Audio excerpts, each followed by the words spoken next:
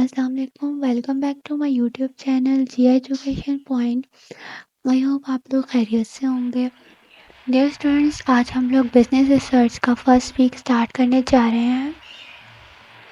Business research different name से होता है, यानी रिसर्च या रिसर्च ऑफ मेथड्स, इस तरह के नेम से भी होता है, लेकिन कोर्स आउटलाइन सेम होता है।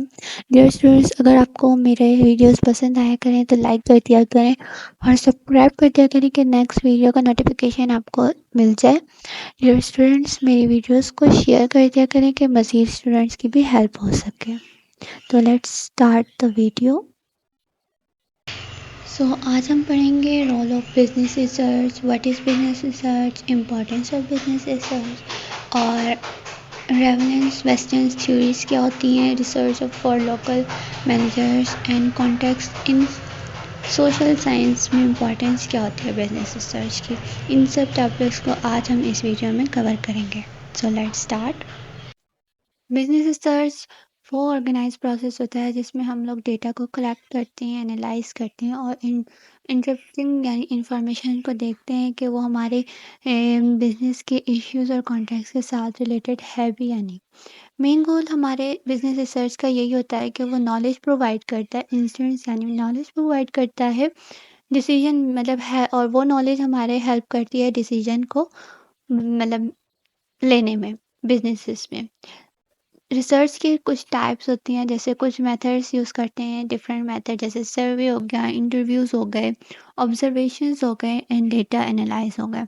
ये सब हमारे पास रिसर्च की ही टाइप्स होती हैं।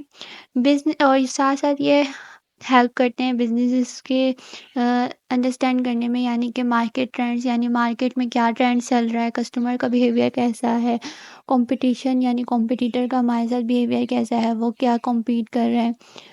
इसके अलावा अदर फैक्टर्स, जो मेन अदर फैक्टर्स होते हैं वो, यानी प्लानिंग करना, यानी रनिंग बिजनेस को रन करने के लिए जो इफेक्टिव स्ट्रेटजीज होती हैं, वो सारी हम लोगों को हम किस तरह पता चलती हैं, वो हमें बिजनेस रिसर्च के से पता चलती हैं। ठीक है, इसके बाद हमारे पास आ जाती हैं बिजनेस रिसर्च की टू मेन टाइप्स, अप्लाइड और बेसिक। बिजनेस रिसर्च अप्लाइड वो होती है जो हमारे पास प्रैक्टिकली होती है, जो रियली हम लोग प्रॉब्लम सॉल्व करते हैं, जो हमारे पास बिजनेस फेस करता है, रियल वर्ल्ड प्रॉब्लम्स, उनको प्रैक्टिकली सॉल्व करना, उनके प्रैक्टिकली सोल्यूशन निकालना, जैसे कि हम लोग ऑर्गेनाइजेशन को, ऑपरेशंस को किस तरह से इम्प्रूव करें, और हमारे जो मार्केटिंग प्लान्स हैं उनको किस तरह बेटर करें, या हमारे पास कोई न्यू प्रोडक्ट डेवलप होती है उसका प्लान करें, उसको किस तरह से डेवलप करें। बेसिक हमारे पास बिजनेस रिसर्च थ्योरेटिकल रिसर्च होती है, जिसके अंदर हम लोग इस बात पे फोकस करते हैं कि हमारी नॉलेज में इजाफा हो, हमारे जो बिजनेस कॉन्सेप्ट्स और थ्योरीज हैं उनकी नॉलेज हमारे लिए इंक्रीज हो जाए। यानी कि ये प्रैक्टिकली यूज़ नहीं होता, लेकिन ये एक फाउंडेशन बनाता है फ्यूचर डिस्कवरीज के लिए और इनोवेशंस के लिए। यानी कि आप अभी रिसर्च कर रहे हैं, तो अगर आई होप कोई न्यू बंदा बिजनेस स्टार्ट करेगा तो वो आपकी रिसर्च पढ़ेगा, तो उसके लिए वो फाउंडेशन पहले से मौजूद होगी। ठीक है, तो ये इसमें हेल्प करते हैं, और ये दोनों ही इम्पॉर्टेंट रोल अदा करते हैं रिसर्च में, क्योंकि अप्लाइड जो है वो डायरेक्टली प्रैक्टिकल सोल्यूशन देती है और वो ओवरऑल बिजनेस का हमें नॉलेज देती है। अब हम बात करें बिजनेस रिसर्च की नेचर की, तो बिजनेस रिसर्च जो है उसकी नेचर क्या है। बिजनेस रिसर्च जो है वो केयरफुल और सिस्टमेटिक अप्रोच है, study various part of businesses, यानी इसके अंदर हम लोग स्टडी करते हैं बिजनेसेस के बहुत से पार्ट्स की। इसके अंदर इंक्लूड होता है बिजनेसेस की एक्टिविटीज़, ऑपरेशंस किस तरह हो रहे हैं, स्ट्रेटजीज क्या हैं, मार्केट क्या है, कस्टमर्स कैसे हैं, कॉम्पिटिटर कैसे हैं, इन सब के बारे में हम लोग बिजनेस रिसर्च में सर्च करते हैं, रिसर्च करते हैं, स्टडी करते हैं। इसका गोल क्या होता है कि हम लोग डेटा को कलेक्ट करें और उसको एनालाइज करें, और फिर उसको उसकी हेल्प से हम एक बेटर डिसीजन ले सकें और सॉल्व कर सकें अपनी प्रॉब्लम्स को। इसके अलावा हम फाइंड कर सकते हैं न्यू अपॉर्चुनिटीज़ को, और अपनी परफॉर्मेंस को इम्प्रूव भी कर सकते हैं। इसके मतलब ये डिपेंड करता है किस मेथड, कौन सा मेथड हम किस पर्पस के लिए यूज़ कर सकते हैं। बिजनेस रिसर्च में अगर हम क्वांटिटेटिव यूज़ करें तो हम लोग डेटाबेस डेटा को कलेक्ट कर रहे हैं, क्वालिटेटिव हो तो वो हम लोग ओपिनियन बेस्ड डेटा को कलेक्ट कर रहे हैं, एक्सप्लोरेटरी रिसर्च करें तो उसमें हम लोग इन्वेस्टिगेट करते हैं न्यू एरियाज़ को, इसके अलावा डिस्क्रिप्टिव रिसर्च करें तो इसके अंदर हम डिटेल से कैरेक्टरिस्टिक्स रिसर्च करते हैं उसकी। काज़ियल करें तो उसके अंदर हम लोग कॉज़ और फैक्टर्स को रिलेशनशिप चेक करते हैं। और रिसर्चर्स और बिजनेसेस और स्टेक होल्डर्स जो हैं वो अगर एक साथ काम करें तो इस प्रोसेस को वैल्यूएबल वैल्यूएबल इंस्टेंट्स और मतलब इनकी वजह से हमें पास जो नॉलेज आती है वो उस बिजनेसेस की ग्रोथ और इनोवेशंस में बहुत हेल्प आउट होती है। अब हम बात करें scientific methods of business research, इसके अंदर हमारे पास कुछ मेथड्स के स्टेप्स आ जाते हैं। साइंटिफिक मेथड्स जो है वो स्टेप बाय स्टेप अप्रोच है। इसके अंदर हम लोग सीक्वेंस वाइज जाते हैं कि किस तरह से हमने प्रॉब्लम को सॉल्व करनी है और उस क्वेश्चंस आंसर्स देते हैं। यानी कि हम लोग इंफॉर्मेशन को कलेक्ट करते हैं, उसके एविडेंस कलेक्ट करते हैं, डेटा एनालाइज करते हैं और फिर एक कंक्लूजन को ड्रॉ करते हैं। सबसे पहले हम ऑब्जर्वेशन की बात करें तो ऑब्जर्व करते हैं। रिसर्चर जो है वो नोटिस करता है और फाइंड करता है, प्रॉब्लम्स को ऑब्जर्व करता है कि बिजनेस में कहाँ-कहाँ प्रॉब्लम्स आ रही हैं। कि मार्केट ट्रेंड्स कहीं मार्केट ट्रेंड्स में प्रॉब्लम है या फिर सेल ड्रॉप आउट हो रही है या हमारा जो ऑपरेशन है वो इनएफिशिएंट है। इसके बाद वो उसी ऑब्जर्वेशन को देखते हुए फॉर्मुलेशन करता है हाइपोथेसिस की। बेस्ड ऑन हाइपोथेसिस ये ऑब्जर्व जो हुई हुई होती है वो क्लियर और एक टेस्टेबल हाइपोथेसिस बनाते हैं। हाइपोथेसिस वो होते हैं जिसमें हम लोग ऑब्जर्वेशंस को और प्रॉब्लम्स को एक्सप्लेन करते हैं। फिर हम लोग रिसर्च डिज़ाइन करता है। मैनेजर जो है वो रिसर्चर जो है वो हमारे पास मैं डिज़ाइन करता है, प्लान करता है कि किस तरह से हम लोग हाइपोथेसिस को टेस्ट करेंगे और फिर मेथड चूज़ करता है जैसे कि सर्वे हो सकता है, एक्सपेरिमेंट हो सकते हैं, केस स्टडी हो सकता है। फिर डिसाइड करते हैं कि सैंपल साइज़ क्या होना चाहिए और वो किस तरह से हम लोग डेटा को कलेक्ट करेंगे। डेटा कलेक्ट करन फिर उसके बाद हम लोग डेटा कलेक्ट करते हैं अकॉर्डिंग टू प्लान। रिसर्चर जो है वो प्लान के मुताबिक डेटा कलेक्ट करता है जिसके अंदर वो मेबी अ, सर्वे को कंडक्ट कर सकता है, इंटरव्यूज़ ले सकता है, एक्सपेरिमेंट्स कर सकता है या फिर वो पुरानी रिपोर्ट्स और रिसर्च डेटाबेस को भी यूज़ कर सकता है। इसके बाद जब डेटा कलेक्ट हो जाता है तो उस डेटा को हम लोग एनालाइज करते हैं यूजिंग या तो स्टैटिस्टिकल मेथड यानी क्वांटिटेटिव मेथड या तो क्वालिटेटिव मेथड के थ्रू। सो डिपेंडिंग करता है ये हमारे पास कि डेटा किस टाइप का है और क्वेश्चन रिसर्च के क्वेश्चंस किस टाइप के हैं। इसके बाद हम लोग इंटरप्रिटेशन करते हैं। इंटरप्रिटेशन यानी हम लोग उसके रिज़ल्ट को देखते हैं कि आया ये जो रिज़ल्ट हमारे पास आया है, ये हमारे हाइपोथेसिस को सपोर्ट कर रहा है या रिफ्यूट कर रहा है। यानी ये हमारे डेटा को मतलब हाइपोथेसिस को सपोर्ट कर भी रहा है या नहीं। तो इसको देखते हैं और फिर फाइंड करते हैं कि कहाँ पे इसका कॉन्टेक्स्ट है।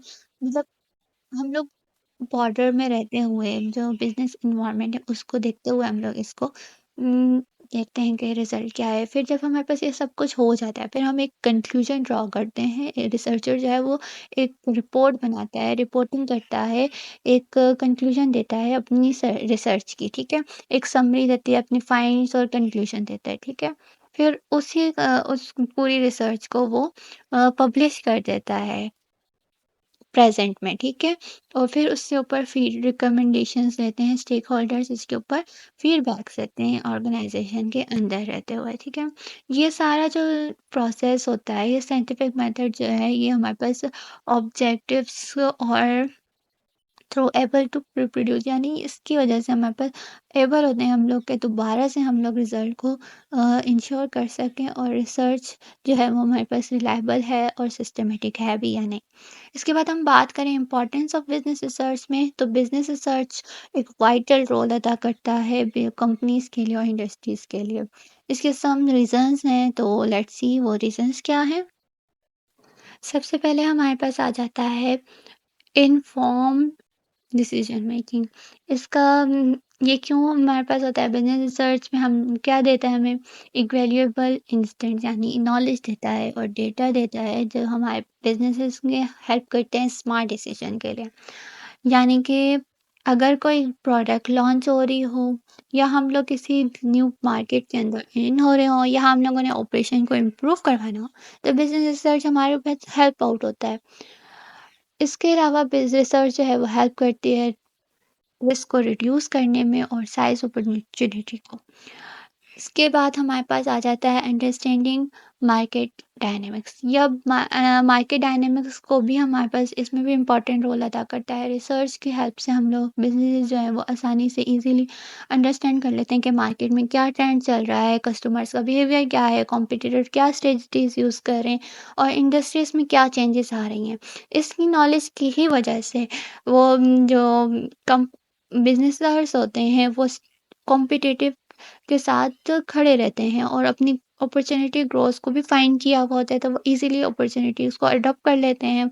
इसके अलावा मार्केट चेंजेस भी उनको पता होती हैं, तो वो इजीली उनको भी अडॉप्ट कर लेते हैं। इनोवेशंस और प्रोडक्ट डेवलपमेंट में ये होता है कि हमारे पास जो अनमीट कस्टमर नीड्स होती हैं, यानी हमारे पास हम आइडेंटिफाई कर लेते हैं पहले से कि हमारे पास कस्टमर्स की क्या नीड्स हैं। हम पहले से आइडेंटिफाई कर लेते हैं कि कस्टमर्स की क्या नीड्स हैं, न्यू टेक्नोलॉजीज़ क्या हैं, इसके अलावा मार्केट गैप क्या है। इनके इन्फॉर्मेशन की वजह से हम लोगों को जो न्यू प्रोडक्ट्स डेवलप करनी होती हैं उनमें ईज़ी हो जाता है हमारे लिए और हम लोगों को पता होता है कि कस्टमर्स की क्या डिमांड है और इसी वजह से हम लोग मार्केट में स्टैंड आउट होते हैं। इसके अलावा स्ट्रेटेजिक प्लानिंग क्या होती है, इसके अंदर बिजनेसेस रिसर्च जो है ये सपोर्ट करते हैं हमारे स्ट्रेटेजिक प्लानिंग को, जैसे कि मार्केट स्ट्रेंथ ये सपोर्ट करता है कंपनी की स्ट्रेंथ को, वीकनेस को, ट्रेड्स को और अपॉर्चुनिटीज़ को। ये है एक हेल्प करता है कि एक क्लियर गोल सेट हो जाए, डेवलप करें, एक स्ट्रेटजीज इजीली डेवलप हो जाती हैं। इसके अलावा रिसोर्सेज इफेक्टिवली हों हमारे और हम लोग अपनी परफॉर्मेंस को भी इजीली मेजर कर सकते हैं। नंबर 5 पे हमारे पास आ जाता है रिस्क मैनेजमेंट। अब बिज़नेस रिसर्च जो है वो हमारे पास रिस्क मैनेजमेंट भी होता है, यानी कि हमें पहले हम लोग रिसर्च की वजह से हम हेल्प कर लेते हैं, आइडेंटिफाई कर लेते हैं और मैनेज कर लेते हैं रिस्क को कि मार्केट में क्या चेंजेस चल रही हैं, रेगुलेटरी शिफ्ट्स कितने हो रहे हैं, टेक्नोलॉजी में डिस्पर्शंस कितनी हैं, कॉम्पिटिटिव का प्रेशर कितना है। इसको अंडरस्टैंड करने से हमारे रिस्क में हमें हेल्प होता है, कंपनीज़ हेल्प करती हैं और फिर वो बैकअप प्लान बना लेती हैं और एडजस्ट कर लेती हैं स्ट्रेटजी के थ्रू, ठीक है? स्ट्रेटजी के थ्रू। इसके अलावा 6 जो है हमारे पास वो एनहांस मार्केटिंग एंड ब्रांडिंग, यानी कि रिसर्च हमें हेल्प करती है कि बिज़नेसेस अंडरस्टैंड करें कि उनका टारगेट ऑडियंस क्या है, उनके प्रेफ़रेंसेस क्या हैं और उनके कस्टमर्स की बाइंग बिहेवियर क्या है। इन इन्फॉर्मेशन से ये होता है कि मार्केट स्ट्रेटजीज हो गई इम्प्रूव होती हैं। इसके अलावा मैसेजिंग एंड ब्रांडिंग होता है, लीडिंग करता है, मतलब कम्युनिकेशंस बेटर हो जाती हैं, कस्टमर्स इंगेजमेंट इम्प्रूव हो जाती है। इसके अलावा अगर हम बात करें कि ऑपरेशंस की, तो रिसर्च के से हमारे पास 7th में इम्प्रूव होता है ऑपरेशन एफिशिएंसी। रिसर्च जो है वो इनएफिशिएंसी को आइडेंटिफाई कर लेता है कि और एरियाज़ को भी आइडेंटिफाई कर लेता है कि इधर इम्प्रूवमेंट की ज़रूरत है। इसके अलावा सप्लाई चेन मैनेजमेंट को भी आइडेंटिफाई कर लेता है, रिसोर्सेज एलोकेशन को। इससे ये हेल्प होती है कि हमारे जो हेल्प होती है कि जो हमारे स्ट्रीम लाइन प्रोसेसेस होते हैं और रिड्यूस कॉस्ट हो जाती है। इसके अलावा प्रोडक्टिविटी बूस्ट होती है। 8 में हमारे पास आ जाता है इवैल्यूएशंस एंड परफॉर्मेंस मैनेजमेंट, यानी कि बिजनेस रिसर्च जो है वो प्रोवाइड करता है इवैल्यूएटिंग सक्सेस कितना, मतलब स्ट्रेटजीज क्या है, इंसेंटिव क्या है, इन्वेस्टमेंट क्या है, हेल्प करता है, ट्रैक करता है यानी परफॉर्मेंस को ट्रैक करता है। इसके अलावा हमारे पास क्या आउटकम्स आ रहे हैं इसको करता है, एडजस्ट मेकिंग करता है, इम्प्रूव करता है परफॉर्मेंस को। ओवरऑल हमारे पास ये बिजनेस रिसर्च में हेल्प करता है, मतलब ग्रोथ में हेल्प करता है और डायनामिक्स और कॉम्पिटिटिव सब बिजनेस इन्वायरमेंट को हमारे पास हेल्प आउट करता है। अब नेक्स्ट टॉपिक हमारे पास है relevance western theories for local managers. अब लोकल वेस्टर्न थ्योरीज को हम किस तरह लोकल मैनेजर यूज़ करता है, तो ये बहुत यूज़फुल होता है। वेस्टर्न थ्योरीज के अंदर डिपेंड करती हैं, यानी सिचुएशंस, कल्चर और ऑर्गेनाइजेशन नीड्स के मुताबिक मैनेजर उनको यूज़ करता है। एप्लीकेबिलिटी टू लोकल कॉन्टेक्स्ट अगर हम बात करें तो वेस्टर्न थ्योरीज जो है वो परफेक्टली फिट नहीं होती लोकल सिचुएशंस के साथ, तो मैनेजर जो है उसको नीड होती है कि वो देखता है कि इनके जो आइडियाज़ हैं वो अगर एडजस्ट होते हैं और मैच करते हैं लोकल कल्चर या रूल्स और कंडीशन के साथ, तो फिर उनको अप्लाई कर देता है। यूनिवर्सल प्रिंसिपल्स और कल्चर स्पेसिफिसिटी, इसके अंदर कुछ थ्योरीज जो हैं वो वर्क करती हैं अक्रॉस कल्चर, यानी दूसरे कल्चर, डिफरेंट कल्चर कल्चर के साथ।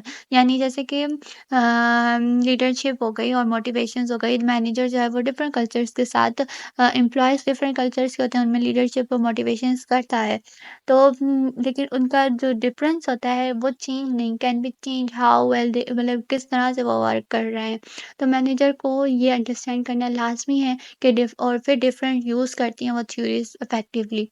इसके अलावा फिर हमारे पास आ जाता है क्रॉस कल्चर मैनेजमेंट। ये इसमें क्या होता है कि मैनेजर को नीड होती है कि, और वही ऊपर वाली बात के वो अंडरस्टैंड कर लेता है कल्चर को, उनको मतलब उसको रिस्पेक्ट करते हैं, फिर वो उनको डिफरेंट थ्योरीज जो मेथड्स यूज़ करते हैं, और तो उनको ईजी हो जाता है डाइवर्स टीम मैनेजमेंट करना, और फिर वो ब्लेंड कर देता है वेस्टर्न थ्योरी को लोकल थ्योरीज के साथ, लोकल नॉलेज के साथ।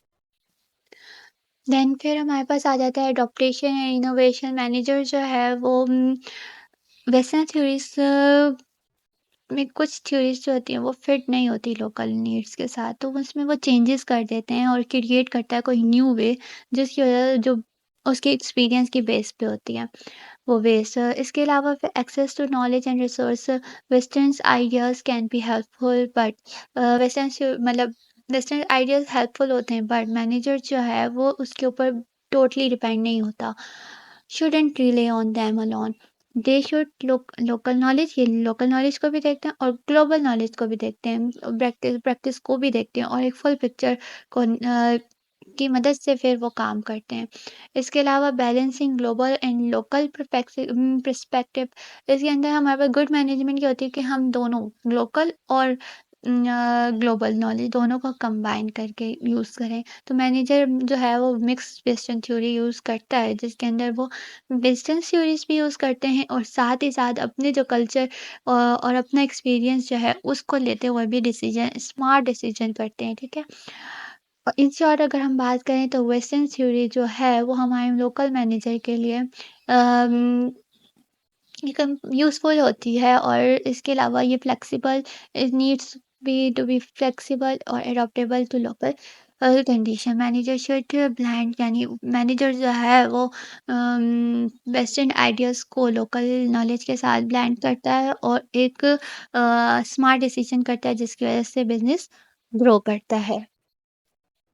सो डियर स्टूडेंट्स, ये हमारा लास्ट टॉपिक है, why context matter in local science.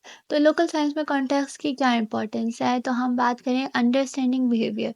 Context जो है वो हेल्प करता है कि पीपल्स किस तरह से एक्ट कर रहे हैं और वो क्या कर रहे हैं, व्हाई दे डू थिंग्स, यानी कि कल्चर हो गया, हिस्ट्री, सोशल रूल्स, इन सब में play a part in shaping how peoples behave, यानी ये सब एक पार्ट है जो बताते हैं कि पीपल किस तरह से बिहेव करते हैं। Interrupting data without consulting context, data can be misleading, यानी अगर हमारे पास डेटा नहीं होगा, मिसिंग होगा, तो हमारे पास डेटा मिसलीड होगा। फॉर एग्जांपल अगर हम बात करें high crime rate might seem alarming, यानी हाई क्राइम रेट के लिए उन्होंने कहा कि seem alarming, but we need to know about things line, यानी हम लोगों को पता होना चाहिए कि कौन सा क्राइम हो रहा है, पॉवर्टी है या कम्युनिटी कम्युनिटी डायनामिक्स है। इसको अंडरस्टैंड के बगैर अगर हम लोग अलार्म बजा देंगे तो ये क्राइम ही है। Generalization, not all finding apply everywhere, यानी हर नॉलेज जो है वो हर जगह अप्लाई करने की नहीं होती। Some ideas work in instant, यानी कुछ आइडियाज़ और कॉन्टेक्स्ट हम लोग यूज़ करते हैं, हर चीज़ हर जगह अप्लाई नहीं होती। तो इसकी नॉलेज भी हमारे पास होनी चाहिए। इसके अलावा कल्चर सेंसिटिविटी, यानी कि कल्चर की नॉलेज, डिफरेंट कल्चर की नॉलेज भी होनी चाहिए। अंडरस्टैंड करना चाहिए कि डिफरेंट कल्चर कहाँ कहाँ हैं, और उसी के मुताबिक हम लोग करेक्टली डिसीजन ले सकते हैं। पॉलिसी इम्प्लीमेंटेशन, यानी policy need to fit the context to work, मतलब पॉलिसीज़ की नीड्स होती है, वो नीड होता है कि वो कॉन्टेक्स्ट यूज़ करें जो वर्क इज़िली करें। यानी अगर हम लोग कॉन्टेक्स्ट को इग्नोर कर देंगे तो फिर हमारे पास इनएफिशिएंसी और इवन हार्मफुल पॉलिसीज़ राइज़ होंगी। तो सोशल साइंटिस्ट जो हैं वो पॉलिसी मेकर्स होते हैं और वो मेक करते हैं decision to fit real world problems के साथ। इसके अलावा हमारे पास आ जाता है हिस्टोरिकल अंडरस्टैंडिंग, यानी कि हमें हिस्ट्री पता होनी चाहिए कॉन्टेक्स्ट की, जो हमें हेल्प करती है कि किस तरह से थिंग्स चेंज हुई हैं ओवर टाइम के साथ साथ, और हम अंडरस्टैंड करते हैं कि सोसाइटी में किस तरह से आज रहना है हमें। सो डियर स्टूडेंट्स, हमारा टॉपिक ख़त्म हो चुका है। इन आई होप आप लोगों को मेरी वीडियोस पसंद आई होंगी, लेक्चर पसंद आया होगा, इजी लगा होगा। अ, मैंने रीडिंग इसलिए नहीं की कि फिर मैं रीडिंग करती हूँ, फिर मैं समझाती तो फिर आप लोगों को भी, आप लोग और बोर हो जाते हैं, क्योंकि वैसे भी रिसर्च का थोड़ा टॉपिक इंटरेस्टिंग तो बहुत है, लेकिन कुछ स्टूडेंट्स के लिए ये बोरिंग है। तो अगर आप लोगों को मेरी वीडियोस पसंद आई हैं और मेरा लेक्चर पसंद आता है, इजी लगता है, तो आप इसको लाइक कर दिया करें और सब्सक्राइब कर दिया करें। सब्सक्राइब करना मत भूलिया करें कि आपको नेक्स्ट लेक्चर का नोटिफिकेशन इजीली आ जाए।